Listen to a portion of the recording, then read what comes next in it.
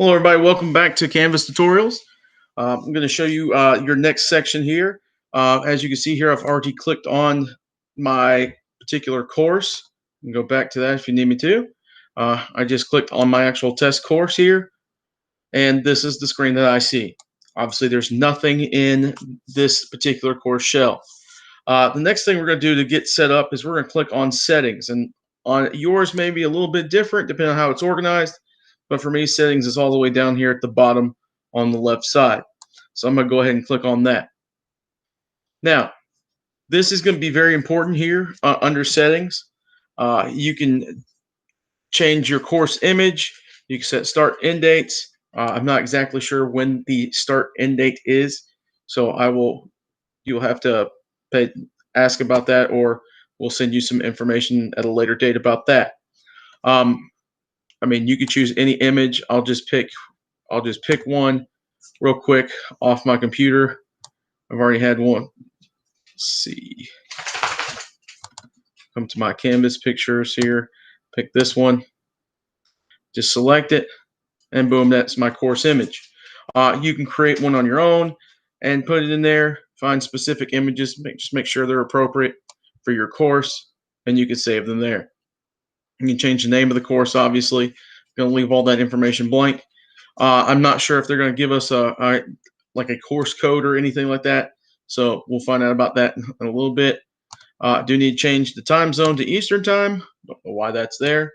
Obviously, like I said, you can change the start end date. You can obviously we'll be clicking that students can only participate in the course between these dates. You also have the option of restricting students from viewing this course after the end date and restricting students from viewing this course before the start date. Now, when we create our class, when we go into our classes, this may be set for us, or we may need to click that. If we do, I will send out a reminder. We can do that together. SpeedGrader we will talk about later. We will get some information later on a course grading scheme that will be coming from the county. Okay. Format, we're probably going to do click blended, and again, we're going to get information on that later. The next thing we're going to take a look at is sections. We're going to come back to the top. We're going to click on sections. Now, if you have clicked on your course shells for your subjects, you will notice that there are student names there. Those are all the students that you're going to be teaching throughout the year. When you get your rosters, or when you print out rosters, or you download your rosters, this is where you're going to need to create your classes. Okay, like for example, my first block, I will type in my first block here and click add section. And then I come here, and this is where I would see all that information. Okay, you'll add the students to your list there. If you want some extra help on that, I can show you that later. Under navigation, you click on that, you can change the order in which these little links up on this left side here show up for the students and for you. Now you can click and drag it. You know, we're going to be dealing a lot with modules, so we'll probably move those up closer to the top. Let's say discussions, we're not going to do many of those. You can move those by hand, or you can click move and move it down, and you can go through a whole bunch of different options there. Now, I'm just going to leave it there for now. You can also hide these, like attendance here. This is the from Canvas itself, not associated with Cumberland County Schools. So attendance is on here. Attendance probably will not be on your Canvas course shell. So because of that, there's some issues with PowerSchool that they told us they're working on. I don't know if that'll be available for us or not. But because it's not really an option for me right now, and I don't want to see it, I'm going to click disable. And you scroll down here, it shows up here. Okay, it won't appear in the navigation for your students or for you. To bring it back up, all you have to do is just click enable. Okay, and do not forget to click save. Now the next part is apps.